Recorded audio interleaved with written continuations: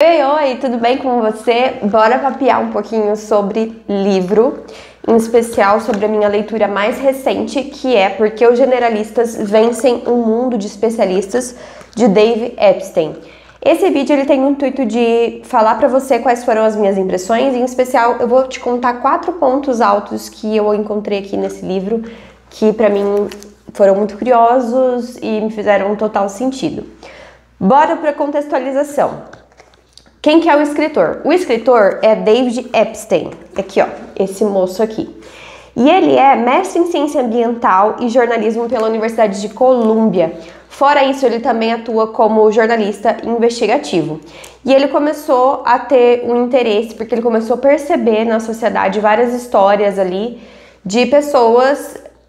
Ele queria, na verdade, pesquisar sobre por que algumas pessoas, desde pequena, estudam tanto alguma área ou se tornam especialistas naquilo, enquanto a gente tem também pessoas generalistas que super saem bem, e por que o nosso mundo como um todo acaba valorizando mais os especialistas do que os generalistas. Por que esse título me chamou bastante atenção? Pelo simples fato que eu sou pedagoga de formação, e a pedagogia é um curso que no começo da sua história, ele sim tinha um cunho mais específico. Lá no começo da sua formação, você escolhia se ia para a área de gestão, se ia para a área de educação infantil. Porém, com o passar dos anos, esse perfil, a pedagogia, se tornou um curso mais generalista. Esse foi um tema que eu discuti no meu TCC. E ao longo da minha carreira, eu atuei como pedagoga durante muitos anos, fui professora de educação infantil, trabalhei como secretária escolar, trabalhei em várias áreas da escola, até que em 2021 eu mudei completamente a minha carreira. 2020 começou essa transição, mas em 2021 foi efetivada. E hoje eu não trabalho mais no ambiente escolar, eu enquanto pedagoga atuo como gestora operacional em uma empresa do ramo de educação online. No ramo corporativo, a gente dá treinamentos para outras empresas e assim por diante, ou seja, dei um giro 360 e eu acabei escutando muito quando eu entrei nesse universo corporativo que, Renata, você tem um conhecimento muito generalista, você precisa se especializar em algo, você precisa focar em alguma coisa. E até um certo ponto, eu comecei a querer me sabotar nessa minha jornada ali profissional, do tipo, nossa, mas eu sou uma pessoa curiosa, eu gosto de estudar sobre várias coisas. Será que eu tô tão errada assim de querer experimentar coisas novas? E não dando spoiler, mas nesse livro ele vai solucionar algumas dessas questões, por isso que o título me chamou muita atenção. Mas bora lá para os 4 pontos principais do livro que eu separei para você. Eu tô com um roteirinho aqui na minha mão para eu não me perder no raciocínio. Bora lá, então vamos lá. Primeiro ponto que eu queria conversar contigo é sobre a vantagem da amostragem, a história de Roger Federer. Acredito que é assim que se pronuncia. Logo no começo do livro, ele conta a história do Tiger Woods e do Roger Federer, que são jogadores de tênis. E ele fala o seguinte, ali naquela história ele mostra que tem um que foi desde pequenininho, estimulado a ser muito bom no tênis. O pai dele super exigia que ele fosse o melhor da turma, desde pequeno, desde os 3 anos de idade. Enquanto o outro, ele começou, quando ele era criança, ele começava a provar diferentes tipos de esportes, até se especializar no tênis. O ponto alto desse capítulo é mostrar que os dois tinham um grande desempenho, porém, quando o que era especialista foi colocado em uma situação adversa, ele não soube reagir de forma adequada, ele não tinha repertório suficiente para reagir àquela situação. E aí, o outro esportista, o outro tenista acabou saindo muito melhor nesta jogada. Ou seja, ele já abre o livro falando sobre a importância de você ter sim repertório na sua formação. Quanto mais repertório você tem, mais chances você tem de solucionar problemas adversos que não estão previstos ali de uma forma mais criativa, de uma forma mais assertiva. Quem foi cada um, né? O Tiger Woods foi a criança que se especializou desde pequena. E o Roger Federer, gente, eu não sei falar inglês, vamos fazer de conta que eu tô falando tudo certo. Foi a pessoa que teve a experimentação maior de outros esportes. E aqui tem uma frase que foi grifada que diz o seguinte: a especialização precoce é o caminho para o sucesso em domínios gentis, mas em domínios perversos, a amplitude de experiências é o que importa, justamente por conta desse ponto que eu falei. Quanto mais repertório, mais você vai saber solucionar problemas de formas diferentes. Segundo ponto, tem num determinado capítulo aqui do livro, deixa eu confirmar, no capítulo 2, ele vai apresentar uma pesquisa de Luria, que ele vai falar sobre pessoas que vivem no mundo industrializado, no moderno, onde teve muito acesso à educação, e aldeões. Foi uma pesquisa que ele mostrava a seguinte imagem, eu até cheguei a grifar aqui no livro, que é esta imagem aqui. Imagina que ele estava numa sala e ele perguntou para um grupo de aldeões qual que era o conjunto que tinha, deixa eu confirmar assim, ó. Qual círculo central abaixo parece menor? Este ou este? Qual círculo você acredita que é menor? Esse aqui, vamos colocar o círculo A ou o círculo B? Coloca aqui nos comentários. Provavelmente você falou o círculo A, que é o menor. Porque você é um cidadão do mundo industrializado, que é o que ele está falando aqui. Por que que isso acontece? É uma ilusão de ótica. Nós que vivemos no mundo industrializado, que temos vários repertórios, a gente acaba considerando o contexto e a gente consegue pensar de forma mais abstrata as coisas. Então, por exemplo, esse aqui, comparado a isso aqui, é óbvio que isso aqui está muito pequenininho. Esse aqui, ele está grande em comparação aos outros, então, obviamente, o círculo menor é esse daqui. A gente tem um pensamento abstrato mais avançado do que quem teve menos escolarização e menos contato com o mundo industrial. E aí ele traz aqui essa curiosidade, eu achei esse teste super interessante. E aí ele traz esse exemplo porque quando você tem uma visão muito restrita de mundo, você não consegue pensar de forma abstrata e nem considerar às vezes o contexto. É óbvio, os aldeões, eles tinham uma vivência, um repertório ali de vida.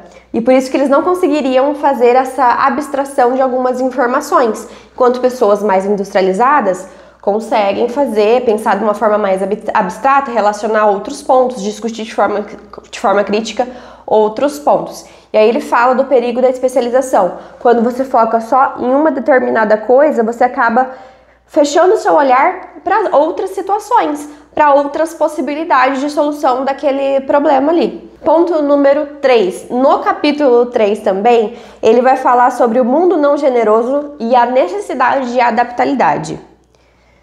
Em especial, deixa eu até pegar aqui a citação que eu separei. Vou ler para você. O mundo atual não é tão generoso. Ele exige um pensamento que não tem experiência anterior em que se apoiar. Como os alunos de matemática, nós precisamos ser capazes de escolher uma estratégia para resolver problemas que nunca vimos antes. Aqui nesse trecho da história, ele fala sobre uma turma de matemática que era brilhante. Eles resolviam vários problemas matemáticos. Porém, em uma determinada situação, eles foram instigados a pensar fora da caixa. E como eles não estavam acostumados a pensar de forma mais criativa e sim sempre de uma forma mais lógica, eles não conseguiram resolver aquele problema. E aí ele fala sobre a importância de você ter uma mente mais flexível para aceitar ideias diferentes e para não querer encaixar tudo em um caixote. Encaixar tudo em um caixote ficou redundante. Mas colocar... a situação é sempre vai ser A e sempre vai ser assim. Aquela síndrome de Gabriela, nascer assim, será sempre assim? Não. Justamente você pensar através de diferentes visões e começar a criar hipóteses diferentes para o mesmo problema. E aí ele trouxe essa história aí da turma de matemática, que ficou bem explícito esse ponto. Depois eu vou pular com você, lá no capítulo 7 eu trago o ponto 4, que eu quero trabalhar aqui nesse livro, que fala o seguinte. Ele fala no capítulo 7... Desculpa, esse vídeo vai ser sem edição. Então você fala a saúde do lado daí. Ele fala no capítulo 7 sobre a experimentação como chave para encontrar o talento. E aí ele fala, deixa eu puxar aqui. Tem um trecho que fala o seguinte, ó. Objetivos de carreiras que antes pareciam seguros e certos podem parecer ridículos para usar o adjetivo de Darwin quando examinados à luz de um autoconhecimento maior. Nossas preferências de trabalho e nossas preferências de vida não são as mesmas porque nós não permanecemos os mesmos. Todos os dias nós aprendemos. Isso me lembrou muito a história da Alice no País das Maravilhas, que fala, tem uma determinada parte do conto, que, se não me engano, o coelho pergunta para Alice para onde que ela quer retornar. Daí ela fala do rio, que o rio não é o mesmo que ontem, que é assim como o rio que não é o mesmo que ontem, porque a água tá correndo, ela também não é a mesma, que ela não sabe para onde ela quer voltar, porque ela não é a mesma de ontem também. E aí me lembrou demais do livro do Alice no País das Maravilhas. Outro ponto que fala aqui no livro é essa citação que eu gostei demais, que é: uma pessoa não sabe o que pode fazer a menos que experimente. Experimentar é a resposta para encontrar o seu talento. Não queira, às vezes você tá, não sei qual que é a sua realidade aí de hoje, se você tá querendo se arriscar numa carreira nova, fazendo uma transição de carreira, ou se você tá se cobrando porque, meu Deus, eu preciso me especializar em algo, só que eu ainda não sei o que me especializar. Não se cobre, o que eu te aconselho. Aqui esse livro fala muito sobre experimentar, sobre buscar conversar com pessoas novas, sobre você consumir conteúdos novos, leituras novas. E eu enquanto profissional, eu acredito muito nisso. Olhando para trás sobre o meu processo mesmo e o motivo que até me aguçou a ler esse livro, eu concordo que determinadas posições precisam sim de um olhar generalista. Por exemplo, o fato de eu ter um olhar 360 graus da empresa me ajuda hoje a tomar melhores decisões em relação ao time. E aqui tem um adendo muito importante. Nesse livro, ele não fala para você nunca se especializar em algo. Ele não fala assim, nossa, você sempre e para sempre você será generalista nas coisas. Não. É óbvio que em determinado momento da vida é comum e normal você se especializar em determinada área ou outra. Eu, por exemplo, eu sou especialista na área de educação e gestão. Eu me formei para isso, eu estudei isso. Mas eu também busco ter conhecimentos, por exemplo, da área financeira, da área de gestão de pessoas, da área de marketing digital, que não tem nada a ver com a minha área.